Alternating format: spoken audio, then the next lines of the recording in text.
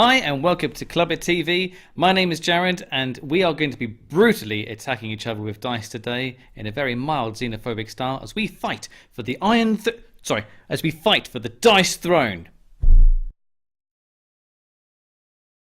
To play Dice Throne, each player chooses one of the 6 available characters to play. In this 2-player example, we have chosen the Barbarian. Place the Barbarian's player board in front of you. Take the corresponding tray out of the box, remove the dice and place it near the board. Next, take out the bespoke health and the combat point trackers.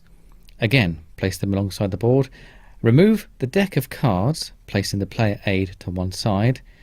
Shuffle the deck and place that next to the board. At the bottom of the tray there are a number of tokens. Find the corresponding sheet for the character. This explains how their special powers work, what to do with the tokens, and how many you start with. Place them beside the board.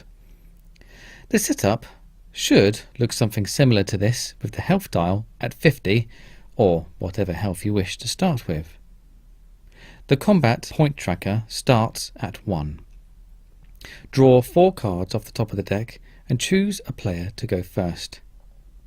Each round follows the pattern as set out on the turn order cheat sheet card.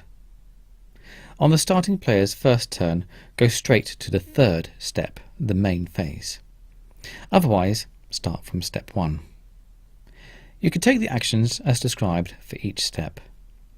We've laid our starting handout in front of us for this tutorial, but in a normal game they would be concealed. Red cards can be played at any time, so we will play this one. The cost of playing this card is in the top left-hand corner. This card costs 0 CP, and we will gain 2, giving us a total of 3. Adjust the combat point dial accordingly. Place played cards on your discard pile. Blue cards can only be played during the 2 main phases. As we have this one, it will upgrade one of our abilities to level 2. It costs 2 CP. Wind the CP dial back down to 1 and place the card on the relevant spot on your player board, like so. As we do not wish to take any further actions during this phase, we will proceed to phase 4 and roll our dice for the offensive roll phase. On our initial roll, we have rolled a short straight. A short straight is 4 consecutive numbers in a row, whilst a large straight is 5 in a row. A short straight for the Barbarian triggers his mighty blow, which deals 9 damage to our opponent. There is 1 die left over. We have the option to re-roll this die twice to see if we can roll a 1 or a 6 and try and obtain a large straight to trigger the Barbarian's reckless 2 ability. That would be quite sweet, seeing as we've just upgraded it. After 2 re-rolls, we cannot improve on our short straight. Orange cards can be played during phases 4 to 6. We can play Head Bash to hinder our opponent during the next round. If they do not reduce the damage, we would give them Concussion by placing the corresponding token on their board. Refer to the character's info card to see what Concussion does. In phase 5, your opponent has a chance to defend themselves or retaliate. In the Moon Elf's case, they can dodge your attack and or hurt you back. They roll 5 dice once and resolve the outcome. In this case, they rolled 4 bow and arrows and 1 foot. According to their character's defense, this means they inflict 2 damage back to us. The elf did not roll enough feet to reduce the damage by half that they receive. The Moon Elf receives the full 9 damage and we get 2 back. We will play our orange card and give the elf Concussion for a round. The Concussion token is placed on their player board. We could have played this card in phase 7 as it is a repeat of phase 3, but we have already inflicted Concussion on our opponent. Instead, we move on to phase 8 and discard down to 6 cards if we have more than that. If we had rolled all 6s, we activate a character's ultimate ability. In this case, Rage. You would inflict stun and do 15 points of damage. You can also play a green card to upgrade your defence during either main phases. We have now played through our turn. It is now our opponent's turn to attack us. We repeat this back and forth until at last one opponent's health is reduced down to 0. The last person standing is declared the winner. It is possible for a fight to end in a draw, as the defender may inflict defensive damage back on an attacker as they deal their final killing blow, wiping both opponents out. This should give you an idea how a typical turn is played in Dice Throne. I am La Luna, Moon Elf. Who are you? I'm the Pyromancer. Aha, my sworn enemy. Yes, your enemy. We're going to start off with her. Normally we play at 50 health. But Sure, we're doing 30 health today? yes, because we're not healthy.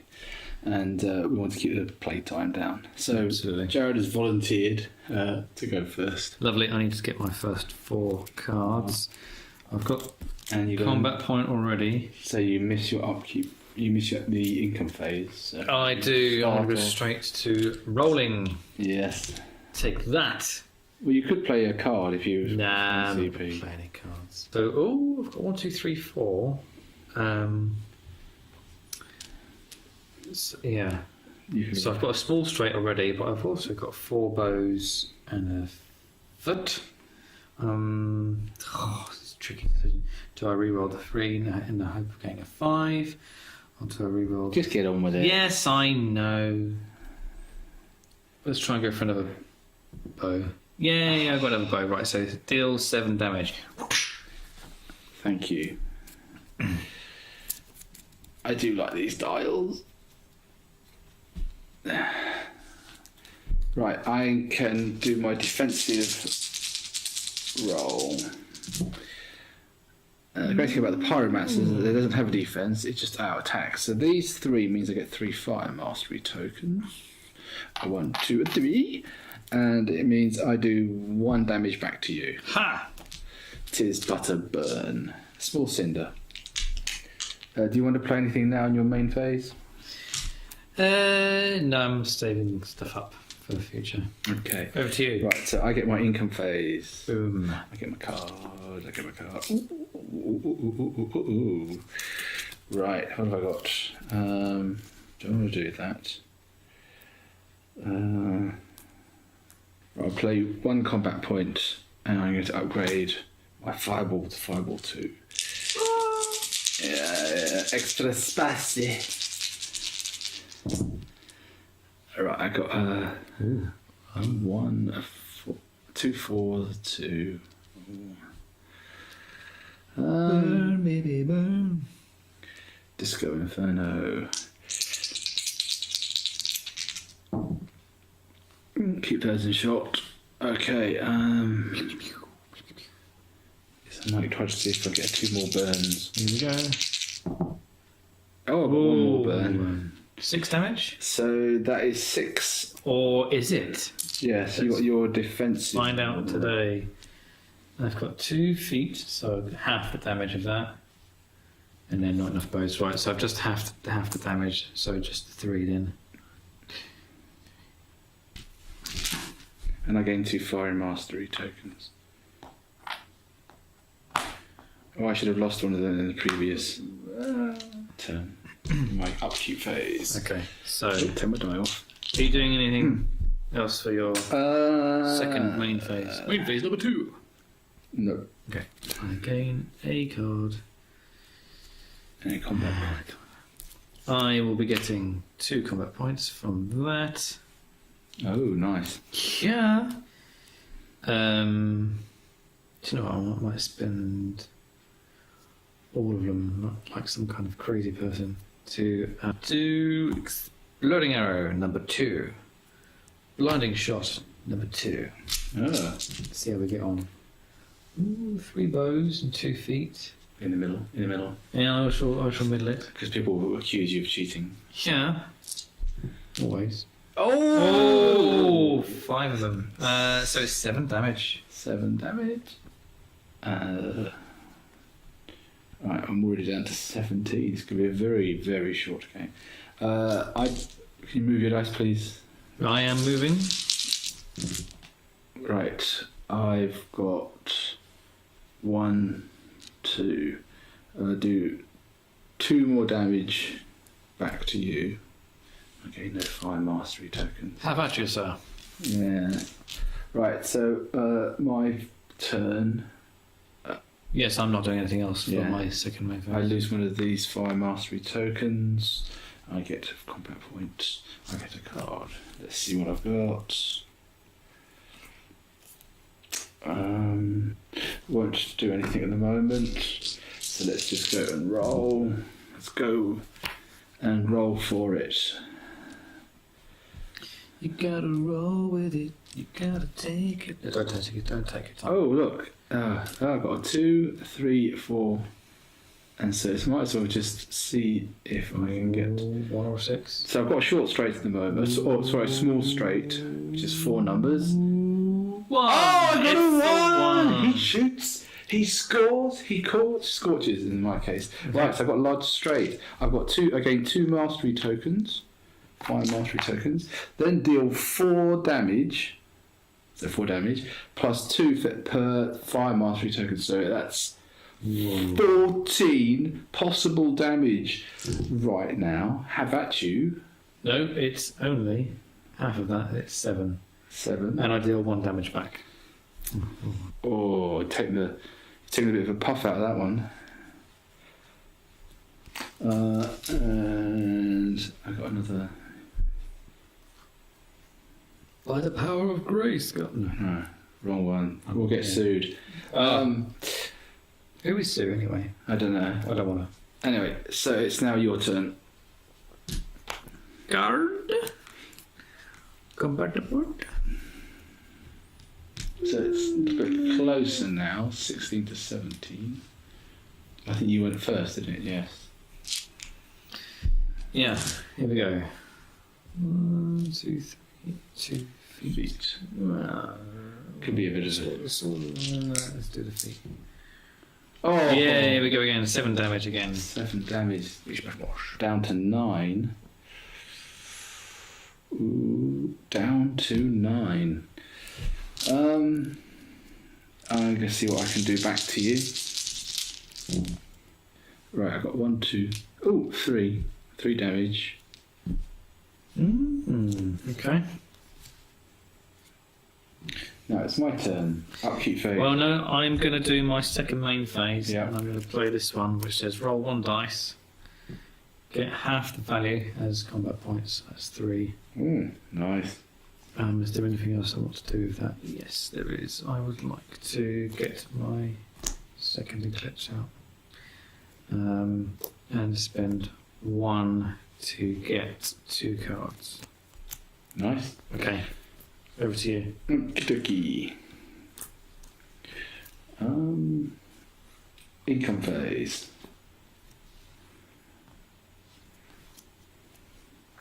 I'm going to sell this card for an extra point. What's the point? 1 point. Oh,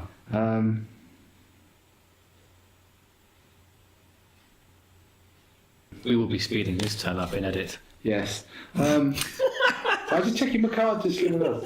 Right, so I don't have any. Right, I'm going to spend 1 combat point to play this card, which means I draw 2 cards. Play that. Las Vegas, roll a 1 die, gain half the value as CP, rounded up. 3. 3! Yeah. 6. Right, this should be an interesting roll. I lose one of these as well. Should have been part of my upkeep phase. I've got a 4, 3. Let's go for. I'm going to try to hit another straight. Ooh, 6. You need that too. So yeah, 2. Denied. 6. Okay.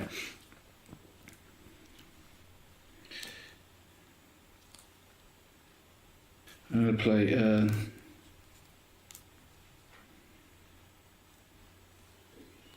It's just so.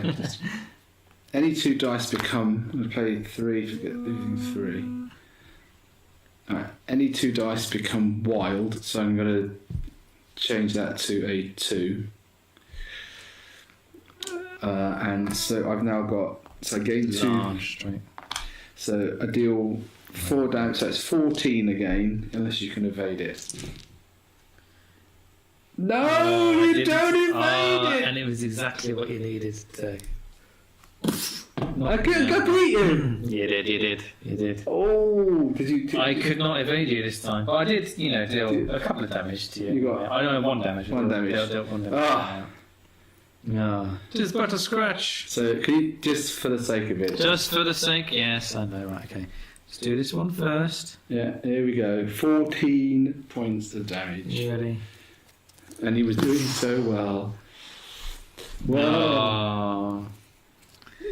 That was pretty good. That was a different game to the last one. I didn't even get to do any kind of. I didn't blind you, didn't entangle you. No, I just scorched you. But I just kept using my longbow each time, really. So you're like one fried elf. Yeah. I gave it my best shot. Slightly singed. My best longbow shot. Yeah. Just got burned in the enough. fury of my fire. Okay, well that's. Let's go back up top and see what we think. Yes. What do we think of that? Hi, and welcome back up top. So, Hubert, what did you think of Dice Throne? I think it's one of the best games I've played in a long time. True. Yes, true. I really enjoy playing it, especially 2 player versus player. I mean, I generally like player versus player games. Yep. And I think this is one of my favourites. It's totally unpredictable. Sure. I did play one game with a friend where I was ahead all the way through the game. And then in the last round, my opponent made this absolutely jammy roll. And I lost. A little bit like you. True. Yeah, one jammy 14 roll. points right down to 0. It was quite a massive hit, certainly. Yes, it was definitely a big hit. Yeah, definitely. So, I mean, I am not a huge fan of one-on-one games. One versus many, certainly, absolutely. So that is the elephant in the grey room. How does this compare to King of Tokyo, I guess? Because they're very, very similar. Yeah. Almost Yahtzee-style games, I guess. But this one's got a very different feel to it. Yeah. King of Tokyo, you're definitely... you've still got the cards that buff yourself up and give you more abilities, but they're universal for everybody. Yeah. Everyone can gain those same. But you have to earn them. Potentially. With these ones, you've got them in your hand. So the mechanic in this game is that you've got combat points and you spend them on your own abilities. To buy. Plus, in King of Tokyo, you're doing a lot of healing. And also in King of Tokyo, the damage is different depending on whether you are in Tokyo or outside of Tokyo as to whether you're there are damaging characters everyone or just one person. So. that have healing abilities. Mm-hmm. So it depends which one. The Pyromancer is an extremely aggressive character, so there is no healing. And this is the other difference to King of Tokyo, whereas you've got different characters in this one, and they're not just for visual appeal, they actually play differently as well, which I like about this game. I like the fact with the Pyromancer, it's all about damage, it's all about fireballs, whereas my Moon Elf, she's all about the evading and trying to live to fight another day, I guess, and the sneaky little shots and stuff exactly. like that. Your one, it takes a while to build up, but once you've got that, you're a powerful hitter. Really, really powerful hitter. Yes, 14 points of damage. Absolutely. Oh, yeah. So my Moon Elf won't do anything like that kind of damage. However, she's really good at evading. So different. How many characters are in There Dice are Throne? 6 at the moment. There's a season 2 that, at the time of recording, it's currently in Kickstarter, and there's another 6 characters. And you kind of imagine that they could just keep making more and more characters. Absolutely, yeah. And just expanding the game. And each one, if you bought it, would be a standalone game, but you could then mix all the characters together, and that would be great. Sure. Yeah. Moving on to components, I absolutely love these components. The artwork is gorgeous. Yeah. The dice, they are unique with their symbology to your particular character as well. Yes. I love it. Yeah, good use of colour, good use of artwork. Yeah, they look completely distinct, but at the same time they look like they're all from the same universe. So Yeah, absolutely love the components in this game. Dice are just so nice. Yeah, yeah, absolutely. Yeah, dice feel nice to chuck and stuff like Yeah, that. the wheels, the dials, being able Yeah, to track your health. There's no like moving counters along a cube, cube along a health track, which you can accidentally knock. true. Yeah, It's this is far much better. I yeah, love this game in yeah. terms of component wise. The boards are absolutely fine to play with. Yes. Could have been a thick cardboard stock, but they've got a really nice quality Well, the main board thing is to just them. the additional sheets Yeah, aren't, but that's fine. That's yeah, fine. yeah. No, really good components. Moving on to mechanics. What did you think of the Mechanics mechanics? mechanics are very smooth as far as I'm concerned. Hmm. Really easy to learn this game. And there's not much really going on, just the artsy style mechanism, and just learning. You have those cards that tell you what happens every turn, so Sure. it's pretty easy to pick up. Absolutely. I mean, Mechanisms you've are got your main slick. player mat in front of you. You may want to play through it once just as a practice run, or maybe just take a bit of time digesting your player mat, what kind of symbols you might be trying to aim for when you're Yes. rolling your dice, and to see what kind of powers you've got unique to you. Maybe flick through your deck of cards just to see what kind of things you can boost up and what would benefit you, give you that tactical edge during play. But apart from that, yeah, I think the mechanics are really, really good. I like the fact that you've got not only just the symbols you're looking at, but you've also got the numbers to make small straights and large straights as well. So Yes. yeah, you can vary your tactics definitely. Replayability and the playability huge. itself. Huge, I think. Like and the combinations of character versus character, you can play in the group Yeah. team formats as well, or one for all. So it's not just one versus one. Yeah. Yeah, So exactly. it doesn't work so good as a free for all with six. It just Mm. takes a long time, but you can find ways around it. Play maybe two teams of two teams, three in each, and sort of you can design your own ways of combat in this. The tournament, the arena rules, Mm. and you can keep the game ticking along quite nicely. Definitely, yeah. And I like the fact that there are so many different characters Yes. in there, and obviously with the Kickstarter there'll be more coming out. Yes. So you may get used to one particular character and you feel, I'm going to do a different one now and see Yeah. what that one does and see what the different tactics are for that one. So I like the replayability of that, and yeah, very different feel to King of Tokyo with that regard as well. Just the fact that you're playing it just so you can sort of like play with a different person next Yeah. time and stuff. So I like that a lot. Value for money. It's quite an expensive game. Well, I got mine for I think almost £45. Mm-hmm. I think it has dropped. I'm not sure since then, but considering the components and the number of times you'll probably play this game, you will get Yeah, your money absolutely. for it. It's not one of these games that you will sit on your shelf and not come off it. It's very quick. You can change the number of how much life you've got to speed the Yeah. game up if you want. So I like that about this game, the fact that it is a quick game. But out of all the one versus one player games, last person kind of standing kind of games, certainly this is one of my favourites, definitely. Yep. Yeah. So value for money, I think you're getting quite a bit in the box, and it's presented really well. Yes. So yeah, I think the general overall, yeah, it's good value for good money. value for money. Theme. I think the characters are very thematic. Yeah, sure, The definitely. pyromancer, you just burn everything. Yeah. So the different kind of powers and abilities and Yeah. skills that you've actually got are unique to your own character. Yeah, the barbarian is just all out, just hit. Mm-hmm. He has got a bit of healing, but he's a very, very tough character. So yeah, the characters generally are thematically appropriate. Sure. With regard to a fantasy setting, it's a pretty good fantasy setting. I don't feel as if I'm actually particularly competing to actually be the king to sit on the dice throne per se. It to me just feels like just a one-on-one combat, last person standing kind of thing. Yeah. So a bit of a loose. You could potentially fit any particular theme you liked onto this, but this one fits really well. The fantasy setting works really well for a dice throne. Yep, definitely. What's next? So scores. What are your overall scores? Well, I love this game.